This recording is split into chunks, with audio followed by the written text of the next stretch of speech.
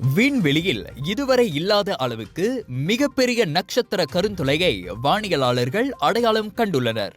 அந்த கருந்துளை சூரியனை காட்டிலும் 33 மடங்கு பெரிதானது என கூறப்படுகிறது. கருந்துளை என்பது விண்வெளியில் புவியீர்ப்பு மிகவும் வலுவாக இருக்கும் ஒரு பகுதியாகும். அதில் ஒளி கூட ஊடுருவி வெளியேற முடியாது.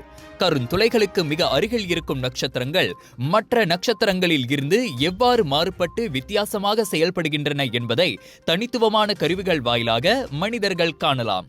காயா BH3 என்று பெயரிடப்பட்டுள்ள அந்த கருந்துளை ஐரோப்பிய விண்வெளி ஆய்வு நிறுவனமான காயாவால் சேகரிக்கப்பட்ட தரவுகளிலிருந்து தற்செயலாக கண்டுபிடிக்கப்பட்டது. பூமியில் இருந்து சுமார் 2000 ஒளியாண்டுகள் தொலைவில் அது அமைந்துள்ளது.